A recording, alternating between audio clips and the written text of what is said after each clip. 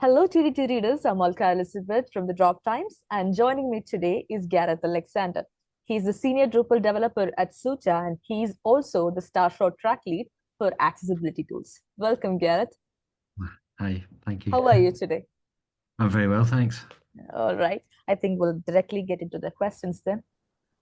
Okay, Ideal. the first and obvious question is we'll go back to the inception. How did you stumble across Drupal? What was your first experience with Drupal? I was working as an IT manager for a deafblind charity, Mm-hmm. and a part of that role was managing their website. Um, and I guess as the internet was kind of taking off, more and more people were asking me to do more things on the internet and put more information on the website. Mm-hmm. And I found it was just too time consuming to keep making all the edits that they wanted. So I first off built them a CMS, and tried to kind of keep that up to date, and keep it secure and keep it working. And I quickly realized that yeah, that was a big job in itself, and I was probably reinventing the wheel. So I looked at a lot of CMSs at the time, and I think I rebuilt their website in four different CMSs to see what worked for me and what the end users were comfortable with. And basically, off the back of that, Drupal won, and Mm-hmm.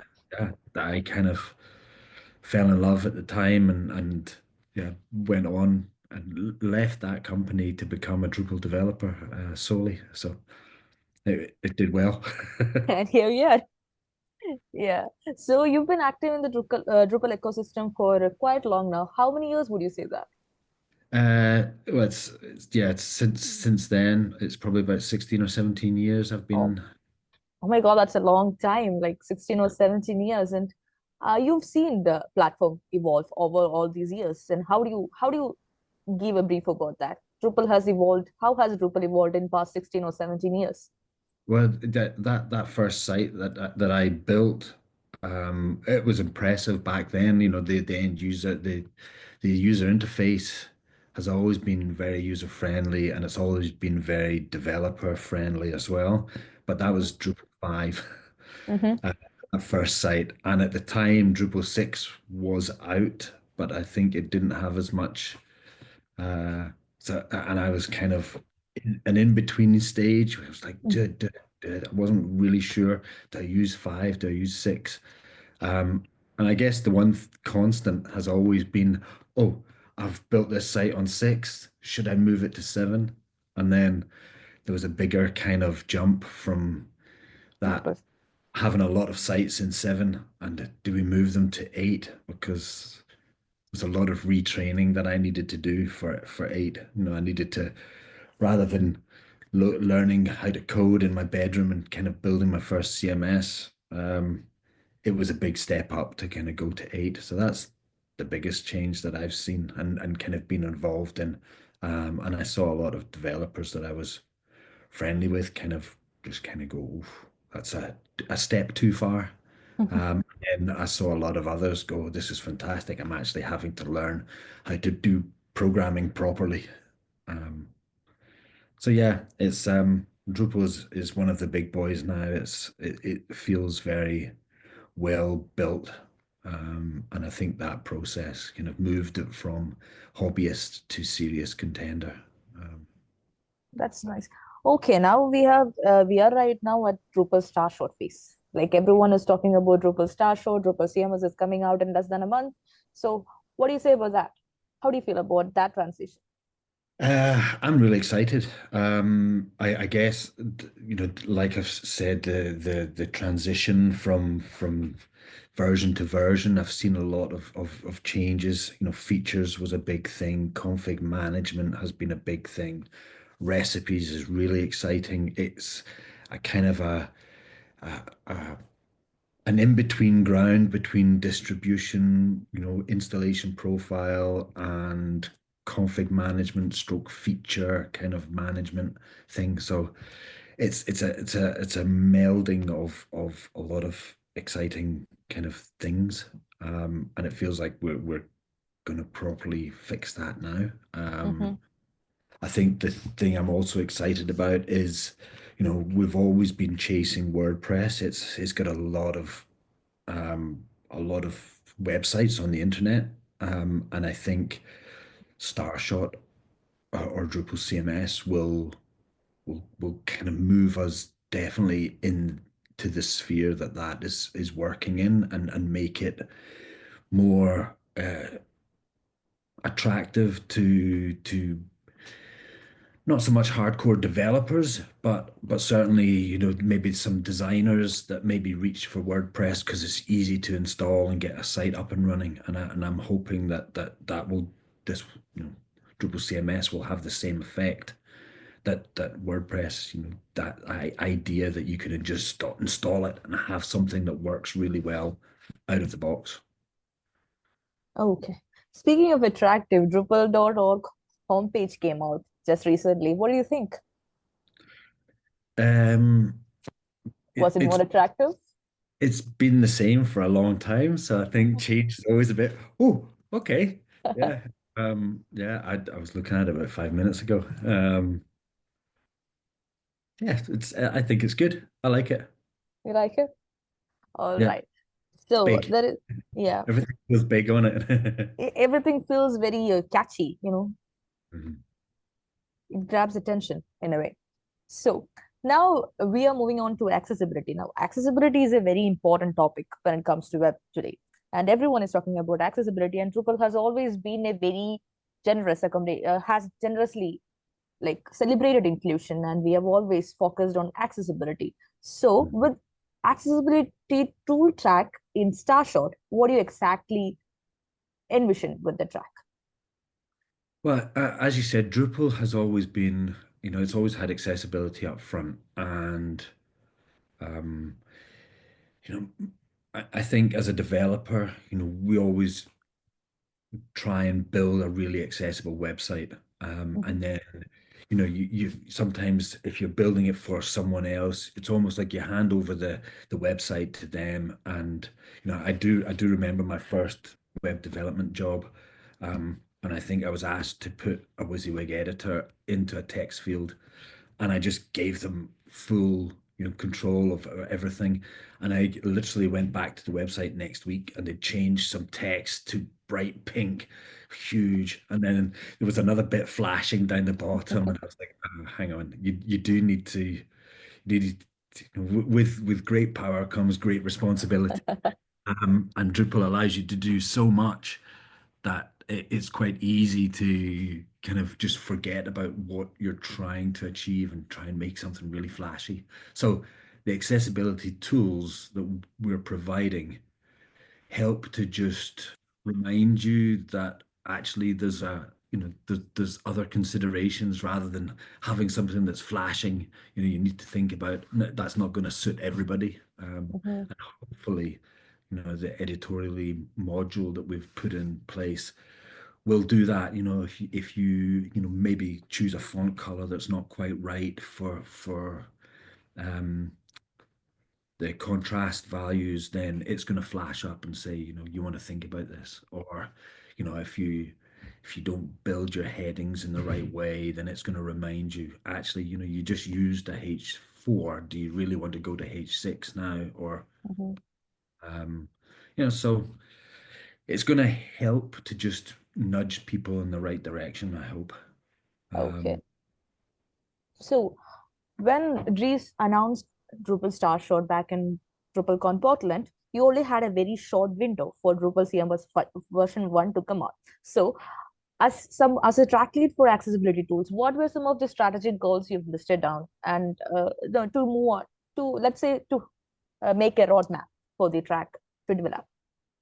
I very much kind of looked at the WebAIM 1 million project, which kind of highlights the top errors that appear on the top websites. So the top 1 million websites get looked at, and Mhm, you look at the homepage of each of those, and consistently, you know, alt text and color contrast, and it's there is some things that are site related, like not having the right language set, but you can set that and forget it. Once it's built in, Drupal does a lot of things to alleviate some of those problems, but the kind of the three main ones are content related.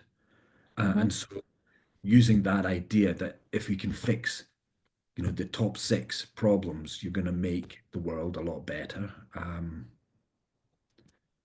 Admittedly, Drupal plays a part in those 1 million websites, but doesn't cover all of them. So Mm-hmm. I think by fixing the ones that we can fix, we're going to make things better. And so I focused on that. I did want to add some extra tools like scanning and other things, but I focused on making sure that the content editors had something that could help them fix those priority issues. Okay, all right. So, some 3 months back, I came across a survey about Drupal Starshot accessibility track. You were asking about feedbacks from the people. So, how has how did it turn out? Did you get some surprising reviews or something? Do people Um, have any I, I, brilliant gue- I, gue- ideas? I guess I've been in accessibility for longer than I've been in Drupal. Okay. So it wasn't huge surprises. There was a few tools that I learned other people were using that I hadn't been aware of. Mm-hmm. And certainly, the idea was to try and bring or offer a way to bring those in to Drupal, Mm-hmm. which would be good. Um, but yeah, Any? it was largely very supportive of the vision that I had. Mm-hmm. It's accessibility is something you need to think about and doing it rather than coming in afterwards and trying to fix accessibility. If you can do it while you're writing content or while you're building the website, then you're going to have a far easier experience. Okay, right. So we are almost nearing the first version. So, like, how would you describe the current progress? Has it stayed within the roadmap you have started from?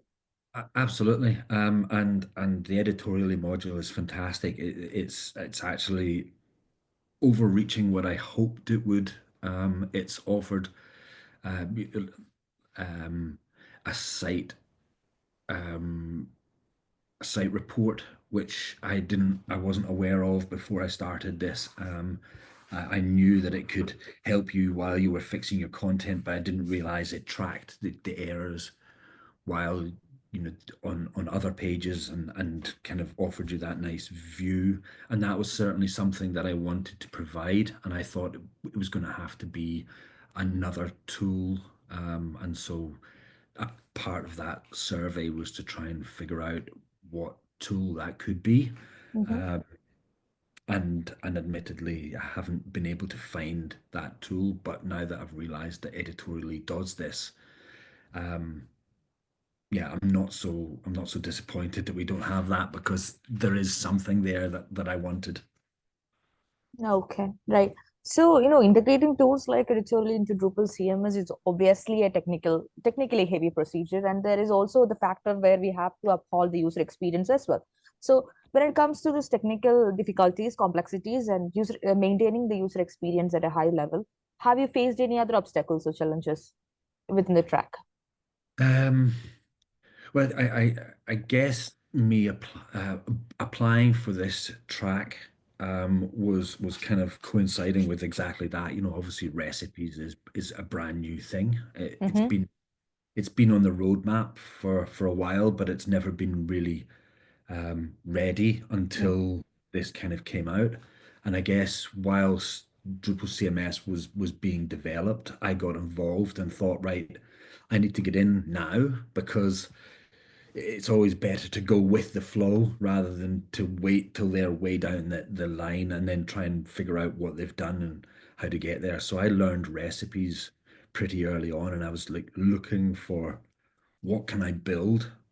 Mm-hmm. And I thought at the time, that's when I thought, right, I'm going to add some accessibility tools, because that's an area that isn't provided for yet.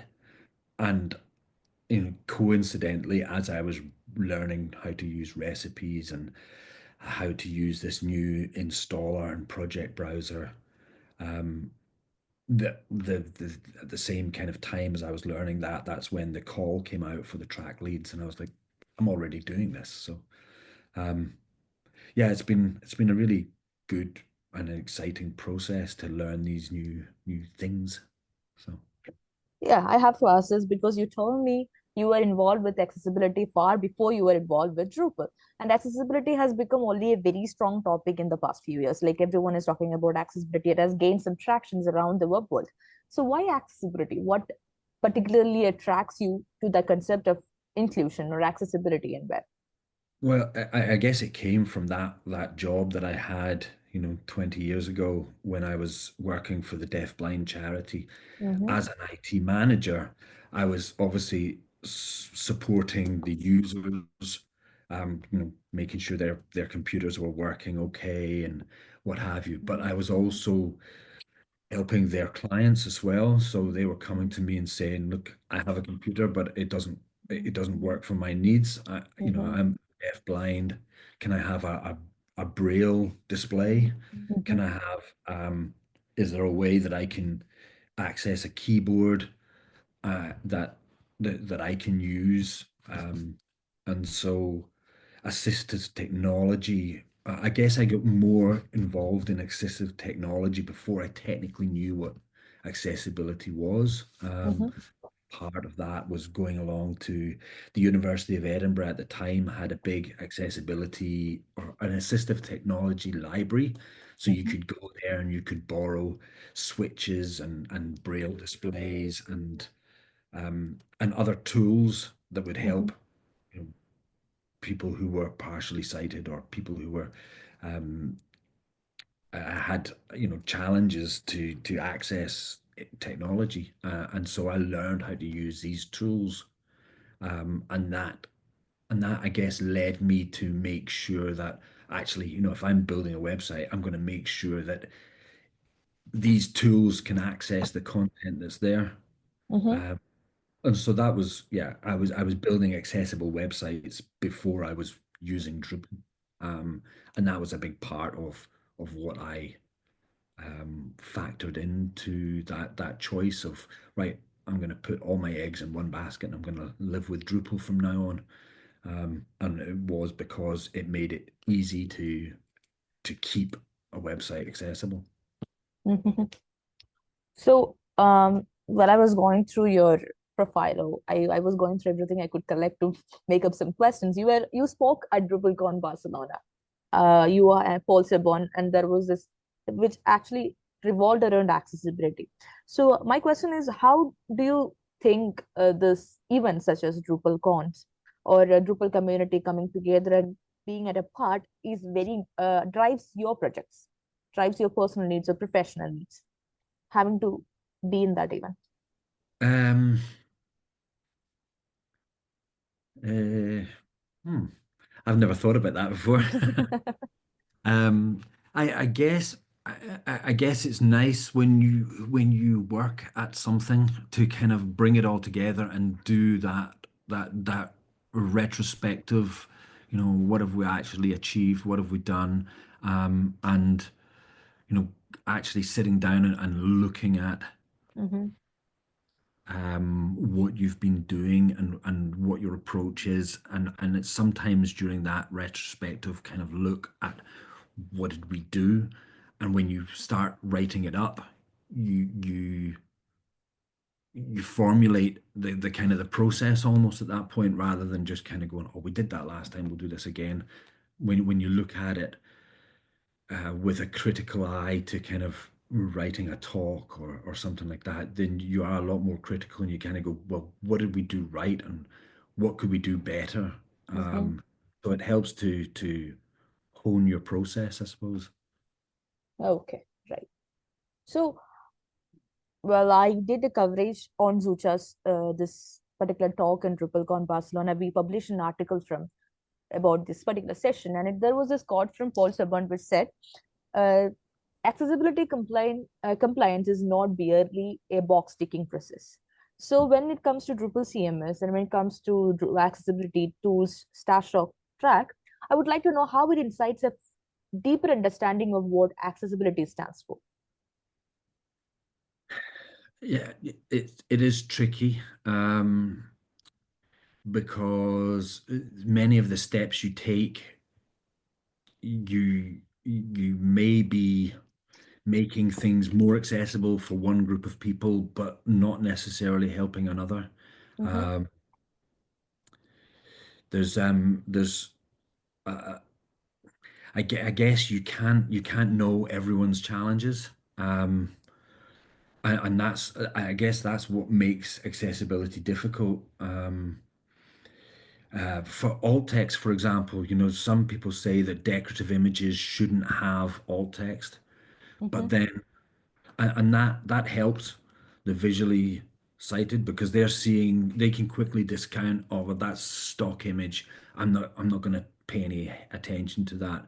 And if you're using a screen reader solely, mm-hmm, you may, if you leave the alt text off, as you should with a decorative image, apparently, then the screen reader won't read that out. However, partially sighted users may see that there's an image there and get frustrated because they can't quickly discern this is just a useless decorative image. And so there's a bit of frustration may creep into that mm-hmm, that group of users. Um, so I think there's a mantra that you should design for the tools, not for the users. So design for somebody who's using a visual browser, mm-hmm, design for somebody who's using a screen reader, mm-hmm, design for somebody who's can't use a mouse, mm-hmm. design for somebody who uses a switch or other tools, but don't necessarily design for oh, we're going to fix this for everyone with visual impairment because you're not going to be able to manage that, I don't think. Okay, right. So, uh, completely unrelated, but I was going through web and there is this accessibility overlay tools that you see on websites. And there has been arguments from that it says it has a positive impact and it has a negative impact. So being involved with accessibility for too long, where do you stand on that? Yeah, well, I'm very much coming down on the side of if you build an accessible website, you don't need an overlay. Mm-hmm, Um, Oftentimes these overlays make changes to the DOM, to the kind of the structure of your website, of the mm-hmm, HTML itself, to uh, to make changes that the writers of the overlay deem as improvements. mm-hmm, But I guess if you have a screen reader, mm-hmm, if you need to use a screen reader, um, then you already have that. And so if you go to a website and then your screen reader starts conflicting with the overlay, um, I think yeah, that's when problems get introduced, and actually, these overlays tend not to actually improve accessibility for those that need it. mm-hmm, It may be, like you were saying earlier, a box ticking exercise.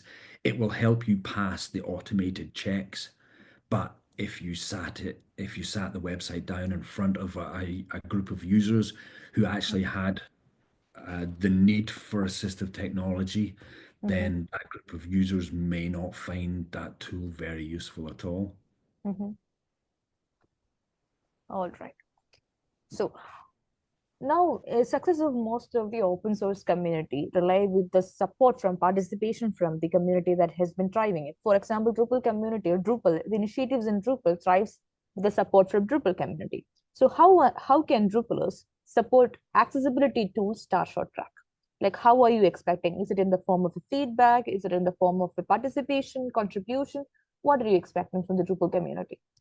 There's an office hours meetup that happens where the accessibility, the Drupal core accessibility volunteers get together and chat about how they're going to do things. So Mm-hmm, people would be more than welcome to come and join that. We are mm-hmm, having a weekly Starshot accessibility tools track stand up where we discuss issues as well.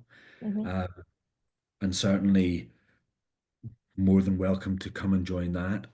If you look at Slack, there's an accessibility channel in there, um, where all that information is. There's pages on Drupal.org, that talk about accessibility as well, and there's information in there.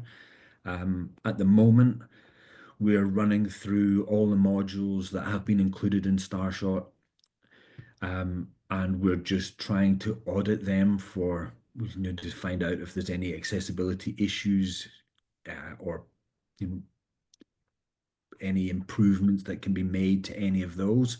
At Mm-hmm. the moment, Drupal core itself has an accessibility gate, so that every commit to Drupal core must improve or at least keep the accessibility of Drupal itself the same. So Mm-hmm.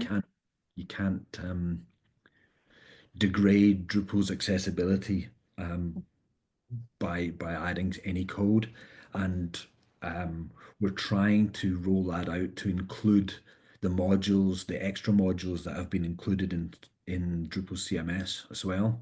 Um, so there's a lot of work to be done, in finding accessibility issues in those modules, fixing those. There's already a list of um, accessibility issues in some of the modules, and certainly you can look in the issue queues, for Drupal CMS A11Y. Um, Mm-hmm.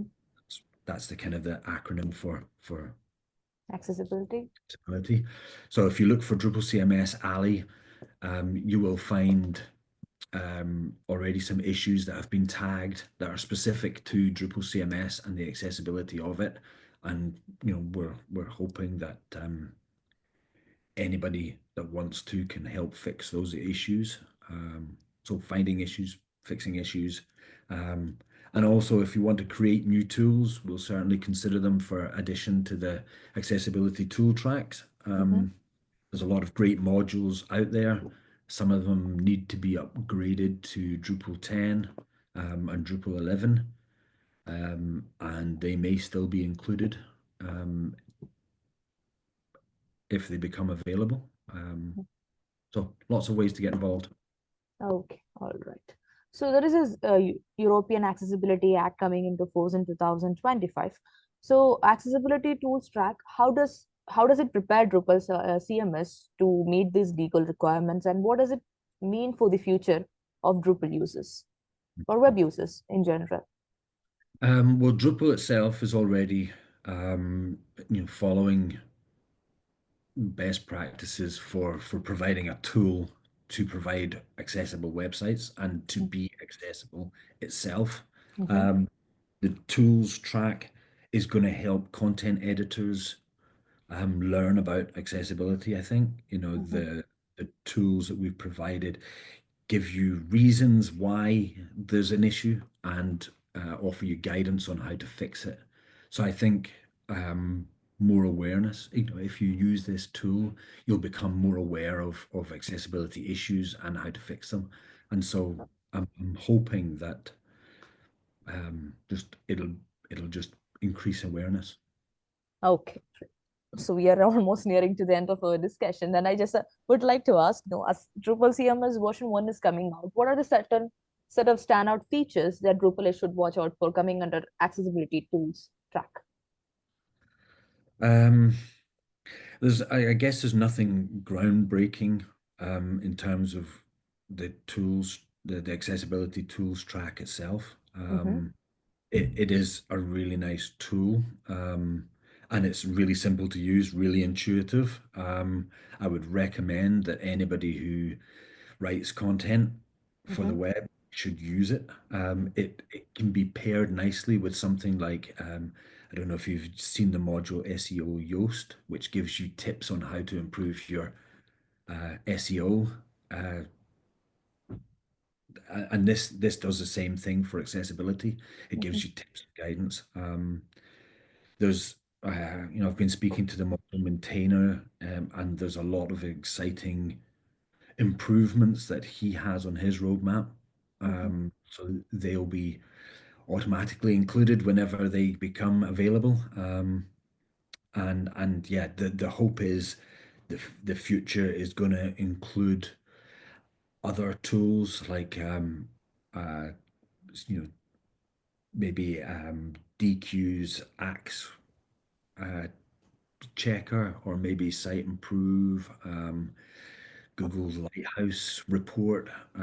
These kind of tools are already available to give you an insight into what your accessibility is like on a web page, and being able to bring those tools easily into Drupal is something that I'm hoping the future will bring. I see. I was about to ask you that how do you like beyond compliance, beyond Drupal CMS version 1, how do you see foresee the accessibility in Drupal CMS evolving? Like, I don't think it'll ever be, solved. It's not one of those problems that will be solved. I think we'll always have to have it in the back of our mind. And I guess mhm. the accessibility tools track will help remind you that you need to think about it, just like you need to think about, okay, how does this content work for my search engine optimization? What do I need to do to this to, write really engaging content? What do I need to do to this content to make it accessible? It's just going to become, hopefully, it'll just become one of the thought processes that content editors will go through. Okay, I think I'll end it on a personal note. I was like being considering your involvement with Drupal for too long. What is some of the or one of the most proudest contribution from your part to Drupal? Um, well, I guess I feel quite proud that in my career I have mentored a number of people, Okay. uh, and helping teach others how to use Drupal is something that I feel very proud of. Mm-hmm. Um, I used to be involved in well, as a part of Drupal Scotland, we used to run training programs Mm-hmm. to help new developers learn about Drupal, and I was very proud to be a part of that. I see. Um, so yeah, growing the community, Giving back to the community. absolutely. Yeah, wonderful, wonderful. So is Suja having a Drupal CMS launch party? Like from the conversation we have with multiple people, some of them are planning to have a Drupal CMS Um, launch party. I don't know that Zucha itself is going to have a CMS launch party. However, I know that they're going to be probably involved in a London CMS launch party. Mm-hmm. I myself am trying to organize an Edinburgh-based uh, launch party. I see.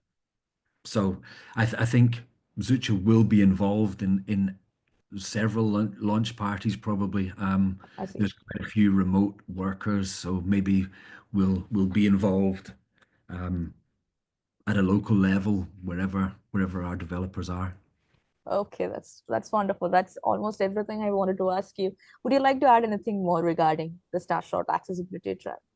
No, other than I'd like to thank everybody that has been involved so far. The Drupal core accessibility team are fantastic, and Okay. they've been very supportive of me, and open it up. We're very welcoming. If anybody wants to be involved, come and speak to us, and we'll try and help you see where you can be most help. All right. That thank you so much. Actually, it was a wonderful conversation. I got to learn a lot of things about Good. accessibility tool track, and I hope this conversation was smooth. I didn't scare you into anything. No, no, absolutely not. Thank All you so right. much. All right. Thank you so much. Have a good day, Gareth.